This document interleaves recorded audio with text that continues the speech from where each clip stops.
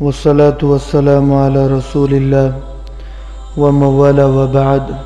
فقد قال الله تبارك وتعالى في القرآن المجيد والفرقان الحميد: فأعوذ بالله من الشيطان الرجيم. بسم الله الرحمن الرحيم. اقرأ باسم ربك الذي خلق خلق الإنسان من علق اقرأ وربك الأكرم الذي علم بالقلم علم الإنسان ما لم يعلم. قال الله تعالى في مقام آخر: يعلمون ظاهرا من الحياة الدنيا وهم عن الآخرة هم غافلون.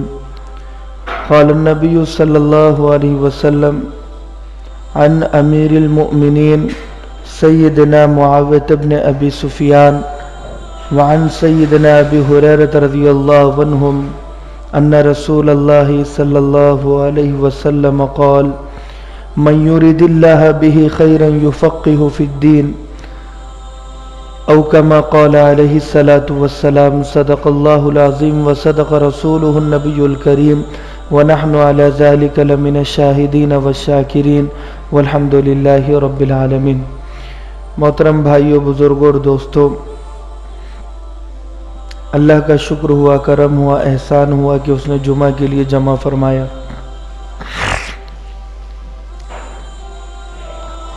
قرآن مجید میں اللہ تبارک و تعالی نے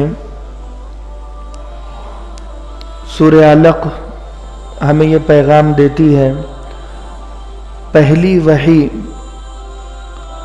اور قرآن کے نزول کی ابتدا اقرأ بسم ربک الذی سے ہوئی ہے. واقعہ اس کے پیچھے کا یہ ہے کہ اللہ کے نبی مکۃ المکرمہ میں پیدا ہوئے اور آپ کے والد کا انتقال ہو چکا تھا. ذمہ داری چچا ابو طالب نے نبھائی اور چچا کے سائے میں آپ بڑے ہونے لگے. جب آپ بھرپور جوانی کو پہنچ گئے تو آپ نے محسوس کیا کہ بہت زیادہ بت پرستی مکۃ المکرمہ میں ہے.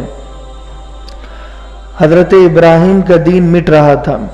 حضرت ابراہیم علیہ السلام کے زمانے میں جو بیت اللہ شریف کی تعمیر تھی وہ دھیرے دھیرے 360 بتوں کو اس بیت اللہ میں رکھ دیا گیا. لوگ اللہ کو مانتے تھے مگر اللہ کے ساتھ کسی اور کو بھی مانتے تھے. ایک ہے اللہ کی ذات میں شریک نہیں ماننا اور ایک ہے اللہ کی صفات میں شریک ماننا، وہ بھی شرک ہے. ذات میں وہ شریک نہیں مانتے تھے، یعنی کہ اللہ کے جیسا کوئی ہے نہیں، لیکن صفات کا مطلب ہے کہ اللہ نے روزی روٹی کی ذمہ داری فلاں دیوی دیوتا کو دے دیا. بچہ پیدا کرنا، مارنا، نفع اور نقصان، ظاہر باطن، اللہ نے اپنی خدائی کو تقسیم کر دیا.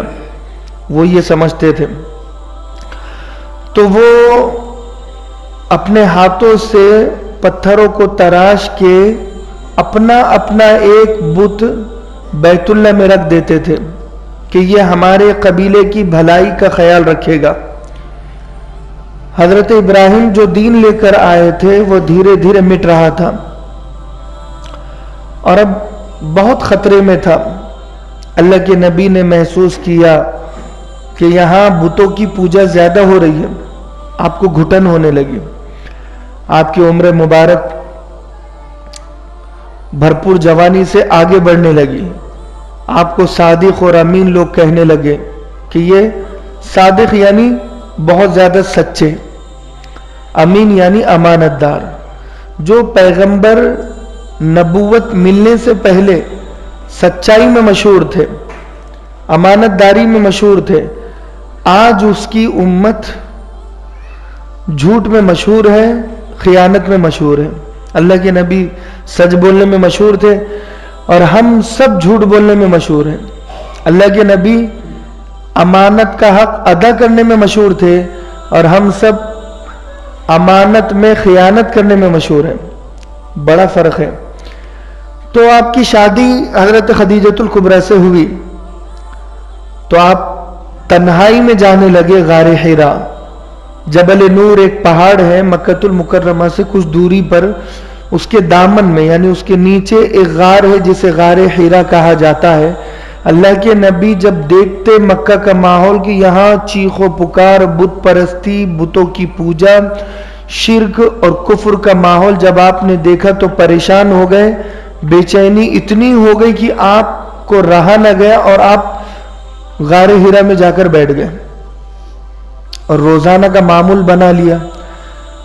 حضرت خدیجۃ الکبریٰ کو پتا تھا کہ آپ کو بڑی بے چینی ہوتی ہے اس ماحول میں، اس چیخ و پکار کے ماحول میں. بالکل ایسے ہی ہے جیسے آج ایک نیکوکار انسان کے سامنے ڈی جے بج رہے ہو، ناچ گانا چل رہا ہو، شراب کباب کی محفل عام ہو، اور اب کوئی اگر بولے کہ گانا، ڈانس، ناچنا، سود کا کاروبار یہ سب چھوڑ دو، تو سارے مل کر کہے کہ بھائی آپ یہ محلہ چھوڑ دو، آپ یہ شہر چھوڑ دو، آپ ہم سے مت کہو شراب چھوڑنے کے لیے، زنا چھوڑنے کے لیے، سود چھوڑنے کے لیے، سٹا چھوڑنے کے لیے، مٹکا چھوڑنے کے لیے اور حرام کا کاروبار چھوڑنے کے لیے ہمیں مت کہو، آپ اس شہر کو چھوڑ کر چلے جاؤ. تو اللہ کے نبی صلی اللہ علیہ وسلم جب پریشان ہو گئے تو آپ غار حرا میں جا کر بیٹھتے. نبوت کی شروعات یہ تھی کہ 6 مہینے آپ کو خواب نظر آئے، سچے خواب. رات میں آپ خواب دیکھتے اور دن میں وہ واقعہ سچ ہو جاتا. تو آپ حضرت خدیجہ الکبریٰ کو بتاتے کہ میں نے فلاں خواب دیکھا اور وہ میں نے یہ چیز خواب میں دیکھی تھی. جب صبح اٹھتے دیکھتے کہ فلاں واقعہ ہوا تو اللہ کے نبی کہتے کہ میں نے تو یہ شام میں خواب میں دیکھا تھا. حضرت خدیجہ الکبریٰ کو یقین تھا کہ آپ اللہ کے نیک بندے ہیں، حالانکہ اس وقت رسالت کا اعلان نہیں ہوا تھا، نبوت کا. پھر اللہ کے نبی صلی اللہ علیہ وسلم ایک دن رمضان المبارک میں 1 مہینہ مسلسل مکہ سے دور رہے غار حرا میں اور ذکر کر رہے ہیں. اسی وقت انسانی شکل میں حضرت جبریل امین کی آمد ہوئی علیہ الصلوۃ والسلام. انہوں نے زوردار آپ کو ایک سینے سے لگایا، چمٹایا، آپ کو بھیجا، جسے چمٹنا کہتے ہیں. اور پہلی مرتبہ چمٹا کر کہنے لگے اقرا، پڑھو. اللہ کے نبی کہنے لگے ما انا بخاری، میں پڑھ نہیں سکتا، میں ان پڑھ ہوں، امی ہوں. پھر دوسری مرتبہ گلے سے زور سے لگایا اور کہا پڑھو اقرا. پھر اللہ کے نبی نے کہا ما انا بخاری. تیسری مرتبہ یہی ہوا. پھر اللہ کے نبی کہنے ما انا بخاری، میں پڑھ نہیں سکتا. چوتھی مرتبہ آپ کہنے لگے اقرا بسم ربک الذی خلق. جب پوری آیت آپ نے حضرت جبریل نے پڑھی ہے تو اللہ کے نبی صلی اللہ علیہ وسلم نے بھی آپ کے ساتھ پڑھا ہے. میرے بتانے کا مقصد یہ ہے کہ پہلی وحی، پہلا حکم اور قرآن شروع کیا گیا وہ لفظ کیا تھا؟ اقرا. کیا لفظ تھا؟ اقرا، پڑھو. حالانکہ اللہ کے نبی ان پڑھ تھے، امی تھے. آپ کو کیوں پڑھنے کے لیے کہا گیا؟ کیونکہ جب آپ پڑھیں گے نا تو جب جو لوگ سنیں گے تو وہ کہیں گے کہ نہیں، یہ ان کا کلام نہیں ہو سکتا، یہ اللہ ہی کی کتاب ہے.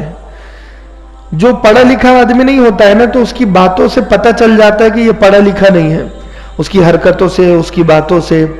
اور جو پڑھا لکھا ہوتا ہے نا تو اس کی باتوں سے، اس کی حرکتوں سے پتہ چل جاتا ہے کہ یہ کتنا پڑھا لکھا آدمی ہے. بات سمجھ میں آ رہی؟ تو اللہ کے نبی صلی اللہ علیہ وسلم کے بارے میں جب کوئی پڑھے تو پتہ چلے کہ یہ نہ اسکول گئے ہیں، نہ کالج گئے ہیں، نہ یونیورسٹی گئے ہیں، ان پڑھ ہے، امی ہیں اور پڑھے لکھے نہیں ہیں. لیکن جب اللہ کے نبی کو دیکھے تو دیکھنے والا یہ سمجھے کہ یہ بہت بڑے مہذب قسم کے عالم ہے، علامہ ہے. اور اللہ کے نبی کی گفتگو سنے تو وہ پریشان ہو جائے کہ یہ کتنا بہترین انداز اور لب و لہجہ ہے. اور آپ کی جو باتوں کی گہرائی اور گہرائی ہے، اگر اس میں کوئی پڑ جائے تو کوئی چھوٹا سا بچہ اگر آپ کو بڑی بڑی ریسرچ سنانے لگے تو آپ کو کیسے لگے گا؟ پانی پر جو ریسرچ ہوتی ہے تو چھوٹا سا بچہ آپ کو پانی کے بارے میں فل معلومات دے رہا ہے. سورج کے بارے میں فل معلومات دے رہا ہے اور ایسی باتیں کر رہا ہے کہ آپ کو لگتا نہیں ہے کہ یہ بچہ ہے. اس کی باتوں سے لگتا ہے کہ یہ بہت بڑا تجربے کار انسان ہے. فرق ہوتا ہے نا بچوں کی اور بڑوں کی باتوں میں. جو بڑے ہیں وہ دھوپکالوں کی روشنی میں بات کرتے ہیں کہ ارے تیرے سے 50 دھوپکالے زیادہ ہم نے دیکھے ہیں, ہم نے ایسے ہی دھوپ میں بال سفید نہیں کیے, تجربہ. تو وہ جو بڑھاپے کی باتیں, بڑھاپوں کا تجربہ اگر ایک چھوٹے سے بچے میں ڈال دو تو کیا کہے گے آپ؟ تو بالکل ایسے ہی جب اللہ کے نبی کی کوئی بات سنتا تو سامنے والے کو ایسے لگتا کہ یار یہ تو ان پڑھ نہیں ہو سکتے, سب کچھ ہو سکتے مگر ان پڑھ نہیں ہو سکتے, ان کی باتیں دیکھو کیسی باتیں ہیں. تو لہذا اللہ کے نبی صلی اللہ علیہ وسلم کا وہ معجزہ تھا, آپ کی باتیں, آپ کا اٹھنا بیٹھنا, چلنا پھرنا, دیکھنا سننا سمجھنا, آپ کے بالوں کا لٹکنا, آپ کے زلفوں کا لہرانا, ہر چیز, ایک آپ کی داڑھی مبارک کا ہونا, آپ کا دیکھنا رعب سے, دبدبے سے, آپ کا ترچھی نظر سے کسی کو نہیں دیکھنا. پوری زندگی آپ کسی کو ترچھی نظر سے دیکھے نہیں ہے, بدتمیزی سمجھی جاتی تھی. پورا رخ کر کے نماز پڑھنا, پورا رخ کر کے بات چیت کرنا, یہ علامت ہے کہ یہ کوئی معمولی شخصیت نہیں, یہ بڑی شخصیت ہے. تو لہٰذا میں بتا رہا تھا اقرا, پڑھو, اہمیت دی ہے. طلب العلم فریضۃ علی کل مسلم و مسلمۃ, کہ مسلمتین کے او کما قال علیہ الصلوۃ والسلام, علم دین کا حاصل کرنا ہر مسلمان مرد اور عورت پر فرض ہے.